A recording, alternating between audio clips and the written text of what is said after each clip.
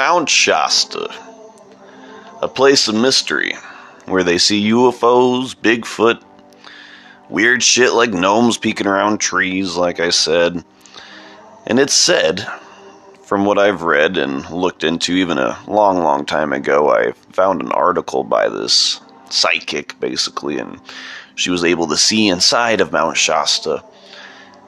And there's saber-toothed tigers and all this shit that these Lemurians from Atlantis times saved before the Ice Age and this cataclysm that occurred about 12,000 years ago. And it kind of lines up with Admiral Byrd seeing these mammoths and stuff, these huge woolly mammoths in Antarctica. And right before he was taken underground where these Nordic-like beings were. And these Nordic-like beings are exactly what are described around Mount Shasta. There's these Nordic, blonde-haired, tall beings that look like light beings because they're so white.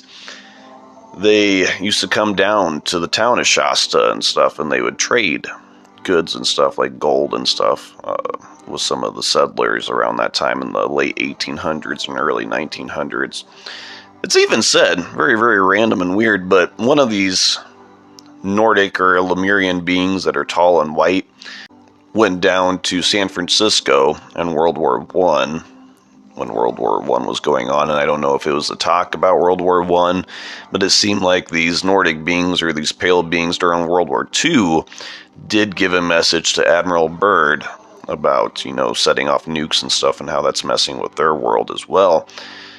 And then you go back to, I think, the late 1800s, one of these beings from Shambhala, the Himalayan mountains, an ascended master, one of these tall white beings, came and talked to the Dalai Lama and predicted World War II and all this shit. So that's 3 encounters that we supposedly have had with these Lemurians or these Nordic-like beings with, officials, like people that are higher up in the government or leaders or whatever. So very interesting. I'm a believer there is a city called Telos in Mount Shasta, and yeah, they've been protecting some of this old life from before the Ice Age and stuff. Maybe some of that life is Bigfoot, because it's said that the Native Americans would see these Nordic-like beings and these moon-like orb crafts come and drop off Bigfoot on their land or on their,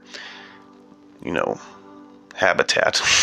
And so maybe these Bigfoot were from Earth or from a time before the Ice Age, and they're kind of higher dimensional beings at this point. So the Nordics are looking after them and taking care of these Bigfoot, but they let them, just like a dog, go to the park or go outside.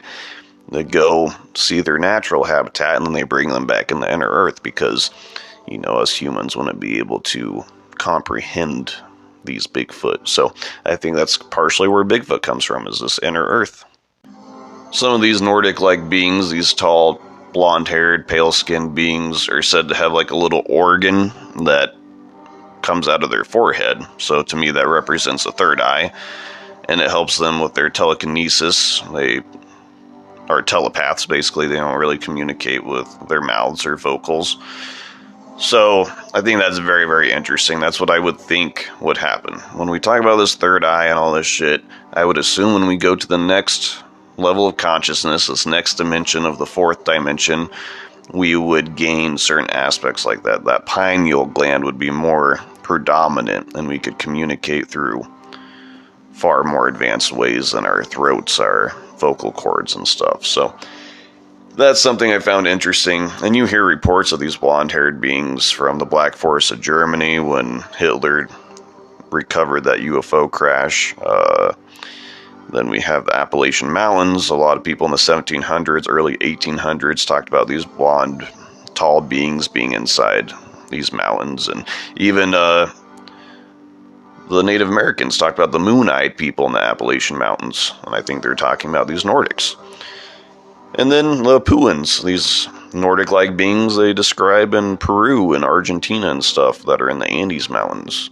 There is something to it. There's in the Ozarks, even in the Ozark Mountains, there's been reports of these blonde-haired beings, even abducting people and stuff. So, yeah, man, it's a weird theory, but there's something to it. I think they're what we call these Agarthans, these inner earth beings. They use crystal energy to heal themselves and all this shit. Even Admiral Byrd described crystal-like energy being used in the place that he was taken to in Antarctica. So I think a lot of these inner Earth beings are just a previous civilization. Actually, in Mongolia, too, there was this Russian that was looking for Shambhala. He would see this UFO that was kind of like following them, and then eventually he ran into these like inner Earth people. They came out of a crevasse in the mountains and spoke of this time of Atlantis and stuff, and how they went into inner Earth afterwards, after the Ice Age and flood. And we see this. We see these ancient underground cities in Turkey and LA, throughout America and the Grand Canyon and shit. Like, there was some kind of civilization that was under Earth, and it makes sense because there was thousands of years where Earth was flooded or under ice. So it's not that crazy to think. There's too much evidence pointing towards these underground civilizations to deny it. So anyways, continuing with the wackiness of Mount Shasta, certain whistleblowers, I won't say their names because some of them are controversial, but some of them talk about there's like portals into Mount Shasta. That's why you see all these UFOs fly like into the mountain, but then they don't crash or anything. They're just inside the mountain. That's said with Dulce, New Mexico, that Archuleta Mesa, UFOs are said to have flown into that without crashing, and same with Skinwalker Ranch. There's a mesa there that they see UFOs going in and out of. It's weird. It's like these places open up or something, or the dimension that they're on, the material, rock and stuff, doesn't do anything to them. They're able to just still glide right into wherever the fuck they're going. It's very interesting, beyond our comprehension, obviously, these UFOs and the phenomenon of going into mountains. So, and then Mount Shasta has this weird cloud around it. There's always this weird cloud that people can't explain. Some whistleblowers say it's like a security system, that these Lemurians, they have technology far beyond ours that's natural, but they're able to actually disguise the mountain. Like when you're walking around Mount Shasta, some people get turned around. There's so many missing people too around Mount Shasta, it's believable, but people get confused and don't know where they are because they have these little force fields around the mountain, and if you walk into it, it actually turns you around. You don't notice it, but you get turned around or you get put in a different place. And some people accidentally get through gaps in this force field, and they end up going into Mount Shasta, basically. And that's where we get all these missing people around Mount Shasta. Some of them just disappear right in front of people's eyes sometimes, but it's because they're going into like a force field. And some of these people get into actual Telos, but then the people in Telos have to like wipe their memory and then try to put these people back into the real world, but sometimes they don't know where they belong. So some of these people end up thousands of miles away and then become homeless and crazy because they don't have any memory of who they are and shit. There's a couple cases like that. So also, there's a good case, missing case, at least one of the first like legit missing people around Mount Shasta was this dude, J.C. Brown. He had discovered like an entrance to Mount Shasta in 1904. And he went deep in. He actually walked in there, and about 4 miles into Mount Shasta, there's like a little village.